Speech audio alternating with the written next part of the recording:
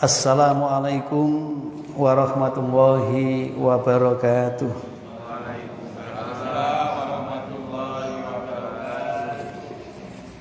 Bismillahirrahmanirrahim. Alhamdulillahirabbil alamin. Wa bihi nasta'inu ala umuri dunya waddin wa na'udzubillahi min syururi anfusina wa sayyiati a'malina. Allahumma sholli wa sallim wa barik ala nabiyyina Muhammadin wa ala alihi wa ashabihi wa man tabi'ahum bi ihsanin ila yaumiddin. Raditu billahi rabban wa bil islami dina wa bi Muhammadin nabiyyan wa rasulah. Rabbana zidna ilma warzuqna fahma waj'alna min ibadikas sholihin. Amin. Bapak Ibu yang dirahmati Allah, jamaah pengajian Ahad pagi Masjid Kyai Haji Ahmad Dahlan Banyuwangi, baik yang di bawah maupun yang di atas, baik yang di dalam maupun yang di luar, baik yang secara luring maupun secara daring. Karena saya lihat di hadapan saya ada dua kamera yang ini streaming live, bisa disaksikan oleh jamaah yang tidak hadir di tempat ini. Pagi ini saya ingin untuk mengajak diri saya dan juga panjenengan bagaimana merawat hidup mulia, meraih bahagia. Karena kemuliaan dan kebahagiaan itu pada hakikatnya adalah esensi martabat dan marwah dalam kehidupan manusia. Artinya kehormatan yang tertinggi yang ingin dicapai oleh manusia adalah kemuliaan derajat dan kebahagiaan hidup. Itu sebagai konsekuensi logis adanya kesadaran bahwa manusia adalah makhluk yang paling mulia dari aneka ragam ciptaan Allah yang ada di jagat raya ini. Jadi menungso kuwi makhluk yang Gusti Allah sing paling utama dibanding liyane. Karena itu hidupnya harus ditata dan dirawat supaya tidak menjadi nista, tidak menjadi hina karena ulah dan tingkah lakunya sendiri. Jadi oleh karena itu keunggulan, potensi dan kekuatan baik fisik maupun psikis yang ada pada diri manusia itu merupakan modal utama, merupakan bekal yang terbaik di dalam mengarungi kehidupan supaya manusia itu tetap pada posisi dan kedudukan yang istimewa, yang dieluk-elukan oleh Tuhan Sang Penciptanya, dan juga bisa dirasakan sebagai pensejahtera atau pembahagia bagi sesama makhluk yang hidup berdampingan dengannya. Posisi dan kedudukan manusia yang istimewa itu ada dua. Yang pertama sebagai ibadur rahman, sebagai pengabdi Allah yang maha kasih, yang maha welas, yang maha asih. Dan yang kedua ada sebagai khalifatu fil ardi, sebagai pemimpin di muka bumi ini yang punya tanggung jawab untuk menciptakan suasana hidup yang penuh kesejahteraan, kemakmuran. Jadi kalau ibadur rahman itu sifatnya ihsani. Ihsani itu semua yang dikerjakan dalam rangka ibadah kepada Allah seolah ia melihat Allah, walaupun dia nggak mampu melihatnya, dia yakin bahwa Allah senantiasa melihat dia. Itu ihsani. Sementara khalifatu fil ard bingkainya islahi. Islahi itu kemaslahatan, kebermanfaatan, kegunaan. Jadi orang hidup di dunia ini bisa mencapai kedudukan yang istimewa di hadapan makhluk-makhluk Allah yang lain kalau dia mampu memberikan manfaat, memberikan faedah, berguna bagi milieu atau ekosistem atau lingkungan di mana dia berada. Maka itu khalifatu fil ard, menjadi pemakmur, pensejahtera dalam kehidupan semesta ini. sebagian dari ikhtiar kita untuk bisa merawat hidup yang mulia itu sebagaimana Rasulullah SAW sampaikan di dalam hadis riwayat Imam Muslim dari sahabat Abu Hurairah radhiyallahu anhu, anna Nabiya sallallahu alaihi wasallam qol, Kanjeng Nabi Muhammad sallallahu alaihi wasallam bersabda, qala ma naqasat shadaqatun min malin. Yang pertama, ma naqasat shadaqatun min malin. Tidak akan berkurang sedekah itu dari harta. Yang kedua, wala zada Allahu abdan bi afwin illa izan. Dan tiadalah Allah itu menambahkan dari suatu hamba yang hidup dengan sikap penuh maaf kecuali kemuliaan. Yang ketiga, wala tawaddu'a ahadun lillah illa rafa'ahu. Dan tidaklah salah seorang hamba itu bertawaduk dalam hidup ini kecuali Allah akan angkat, Allah akan tinggikan martabatnya. Ada 3 kata kunci di dalam kita merawat hidup kita dalam kemuliaan untuk supaya kita bisa meraih kebahagiaan. Di dalam hadis riwayat Muslim yang bersandar dari Abu Hurairah ini.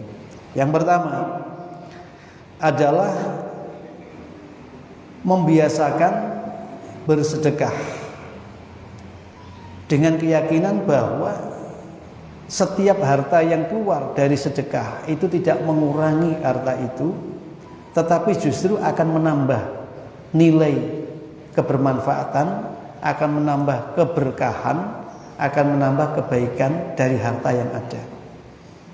Makanya di ayat Allah itu khudh min amwalihim shadaqatan tutahhiruhum wa tuzakkihim biha washolli alaihim inna sholataka sakanun lahum. Ambillah dari mereka harta-harta itu sebagai sedekah. Jadi ambillah dari mereka harta-harta itu sebagai sedekah. Yang mana sedekah itu akan mampu tutahhiruhum, mampu untuk membersihkan mereka, hati mereka, pikiran mereka. Jadi ngapunten nggih, tiyang niku tamak, rakus, medit, cerekeng, bakhil.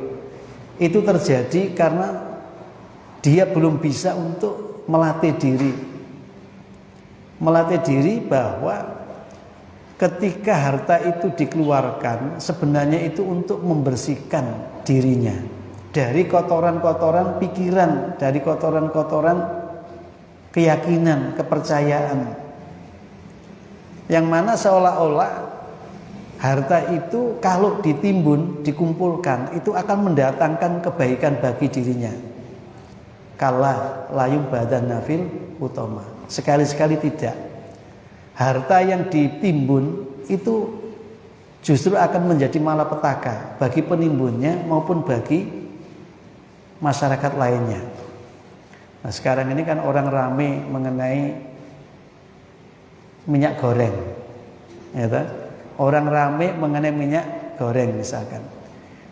Itu adalah akibat keserakahan orang ingin mendapat keuntungan dari kondisi yang tidak pasti, ya toh? Dari kondisi yang tidak pasti itu kemudian orang ingin meraup keuntungan yang besar, lalu ditimbun, dia ambil harta itu ditumpuk. Kemudian pemerintah mencoba menstabilkan harta dengan cara apa? Menurunkan harga itu dengan mendistribusikan jumlah minyak goreng itu yang memadai kebutuhan. Tapi apa jawab daripada pedagang yang memang pikirannya keuntungan dirinya sendiri? Dia mengatakan, kula ane wis larang pak, mosok saiki tak dol murah. Loh. Akhirnya pemerintah seperti makan buah simala kama, digerojok dengan bahan baku minyak goreng untuk supaya turun harganya. Tapi yang beli tetap aja mereka yang punya modal dan tetap akan dilakukan penimbunan. Akibatnya nggak iso stabil. Dia tetap malah menguntungkan orang-orang yang dagang tadi itu. Mohon maaf kalau ada yang berdagang, jangan seperti itu. Itu akan merusak keberkahan harta. Minimal apa? Tutahhiruhum, hatinya tidak bisa terbersihkan. Dan itu tidak akan bisa terbahagiakan. Orang yang dikuasai oleh harta akan menjadi budak hartanya, dan pada akhirnya dia selalu gamang, galau ketika harta itu berkurang. Padahal berkurangnya harta itu adalah bagian daripada cara Allah untuk memberitahukan bahwa kamu itu nanti pasti akan meninggalkan harta itu. Ya, jangan menjadi Rabbi laula akhartani ila ajalin qarib fa asaddaqa wa akum minas sholihin. Ngenteni nek nazak lagi eling. Nek donya iku ana manfaate nalikane isek kenek disedekahke. Wa akum minas sholihin, terus janji aku tak dadi wong sing apik Gusti, tapi tunda dhisik ya. Jare Gusti Allah kaset. Wis entek wektumu. Ya. Nah, jadi khudh min amwalihim shadaqatan. Kita diajari cara membersihkan jiwa kita, cara untuk membuat kesucian diri kita. Enggak cukup dengan wudhu, Pak. Enggak cukup dengan wudhu, enggak cukup dengan sholat. Tetapi harus sampai bisa mengeluarkan sedekah. Khudh min amwalihim, walaupun agak terpaksa. Ngapunten. Walaupun agak terpaksa. Kenapa? Ayatnya ambil. Jadi bukan terus mengeluarkan, ambil. Kenapa? Lihubil khairil syadid. Dasar karakter manusia itu adalah cinta dengan kekayaan. Ya, cinta dengan harta. Sopo sing gak seneng karo donya, mesti ku wong gendeng. Wong gendeng iki lambene apik dibuak, njukuk sing suwek-suwek ya. Wong edan kuwi, ya ta. Mulane awak dhewe gak seneng donya iku keliru. Tetapi janganlah kecintaanmu terhadap harta itu tidak bisa membersihkan jiwamu, pikiranmu. Kenapa? Kalau itu terjadi, kau akan menjadi budak kekayaanmu sendiri. Sampai lihat kaum kapitalisme, kaum kapitalis yang sekarang ini ingin mengeruk kekayaan bangsa-bangsa lain. Pada saatnya nanti dia akan seperti Qarun, ditenggelamkan oleh Allah ke dasar bumi dengan kekayaan yang ia punya. Jadi dia akan bangun gedung-gedung yang menjulang, tapi pada akhirnya dia akan ambles bersama dengan kemewahan dan kemegahan itu. Alhaakumut takasur hatta zurtumul maqabir. Kalla. Nah, itu kan kalla saufata lamun jok ngono, munda awakmu ngerti kok pisan. Tapi ngerti wis ora iso diubah, sudah yang namanya kekayaan tidak lagi menjadi sumber kebahagiaan, tapi jadi sumber penderitaan. Tsumma la tus'aluna yauma idzin anin na'im. Jadi mensucikan diri dengan cara sedekah. Sedekah itu membersihkan hati, membersihkan diri kita. Ya. Mereka menginginkan mensucikan diri mereka, tapi sesungguhnya mereka tidak pernah mensucikan diri mereka kecuali Allah yang mensucikannya. Lah caranya itu Allah kasih tuntunan pada kita. Sedekah itu tutahhiruhum wa tuzakihim biha, dan bisa mensucikan, mengembangkan dengan harta yang masih tersisa. Wa sholli alaihim inna sholataka sakan lahum, dan yang menerima sedekah itu disuruh berdoa bagi yang memberinya, ya kan? Karena doa itu menenteramkan bagi sang pemberinya. Bagaimana mendoakannya? Ya minimal ajarakallahu fima ataita wa barakallahu fima abqaita wa ja'ala laka tahura. Jadi minimal ya ndongane iki ya Allah berikan keberkahan, imbalan pahala atas apa yang bisa dia berikan. Ya Allah berikanlah kekekalan, keberkahan bagi yang tersisa hartanya, dan jadikan pemberiannya ini pensuci hati, dirinya dan hartanya. Orang yang yakin benar bahwa setiap yang melata di bumi ini rezekinya telah dijamin ketersediaan dan ketercukupannya oleh Allah Subhanahu wa taala sebagai sang penciptanya, maka dia akan bisa untuk berbagi melalui sedekah. Di mana kadar jumlah rezeki yang berbeda satu sama lain hanyalah sebagai wasilah jalan terwujudnya harmoni hubungan satu dengan yang lain untuk bisa hidup bertumpu pada prinsip ta'awuniyah hakikiyah. Tadi kalau tadi surat Zumar itu Allah itu membentangkan rezeki kepada hamba yang dikehendaki, kemudian Allah itu memberikan pas-pasan rezeki kepada hamba yang dikehendaki, itu ada maksud dan tujuan yang agung. Yang pertama, lihat takhidha ba'dhum ba'dhan sukhriyah, supaya terjadi proses ta'awuniyah hakikiyah, hidup saling bertolong-tolongan, hidup saling bantu-membantu, hidup berprinsip yang berlebih menolong yang berkurang menolong pada yang berlebih. Prinsipnya begitu. Kenapa? Kalau orang punya kelebihan kemudian tidak bisa distribusi kepada yang membutuhkan, busuk itu bahan-bahan, rusak bahan-bahan itu, dia susah membuangnya. Karena itu dengan adanya status ekonomi yang berbeda itu agar tumbuh spirit saling menjadikan penolong satu dengan yang lain. Baik Bapak Ibu yang kami muliakan, jadi tadi kalau saya menyebut bahwa perintah untuk minta maaf itu sebenarnya bisa untuk dipaham dari kecerdasan akal, karena Nabi sudah menyebut manusia itu tempatnya keliru dan lupa. Nek ngono berarti wis secara instinktif wis ono kekuatan yang mendorong orang untuk minta maaf. Tapi angel menungso njaluk sepuro nang koncone, njaluk maaf nang koncone angel, nega memiliki jiwa yang benar tadi itu, ya. Apalagi memaafkan. Mula angel ojo ngenteni wong njaluk maaf.